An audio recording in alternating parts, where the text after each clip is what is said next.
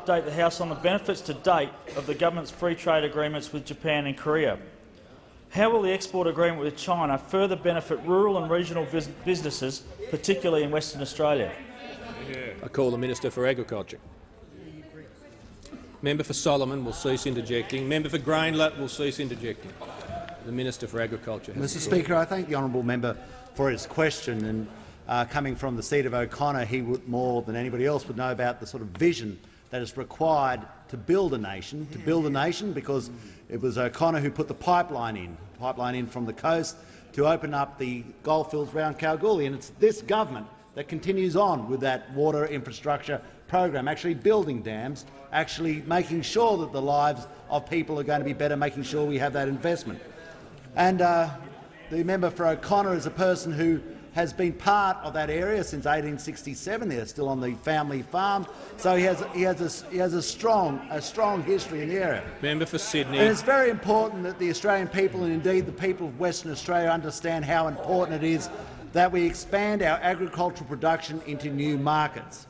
We have to be the economic managers who deal with issues such as the downturn in harder commodities such as coal and iron ore by expanding our exports of softer commodities, for which agriculture is such a vital part.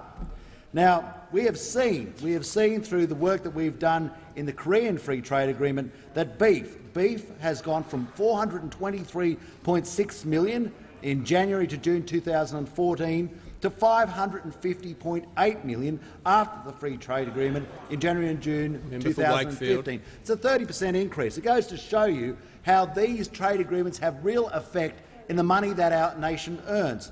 Likewise, in cherries, even from Tasmania, $69,000 before the Free Trade Agreement for 6 months to $3.5 million. Another example, table grapes, and we know we grow them around the Swan Valley and in Western Australia, that we have an immense increase in our exports. In fact, our exports into Korea have gone from nothing to over $2 million. Wine, and that's a big industry for Western Australia with the regions around Margaret River. Under the Korean Free Trade Agreement, it's gone from $4.6 million in the 6 months to June 2014 to $8.9 million in the 6 months to June 2015. And it's similar in what we have done with the Japanese Free Trade Agreement, going from $685 million for the 6 months to June 2014 in beef to just shy of $900 million. Mr. Speaker, we can see that to grow our economy, to give people jobs, to bring a better return through the farm gate, we have to listen to people who actually know about business. Listen to people such as Premier Jay Weatherill. Listen to people such as Anastasia Palaszczuk. Listen to people such as the Premier of Victoria, and stop listening to people such as the progenitor of the BLF, the CFMEU. And we have to realise that if we truly believe that we are right for this nation, that we must stand behind jobs for Western Australians.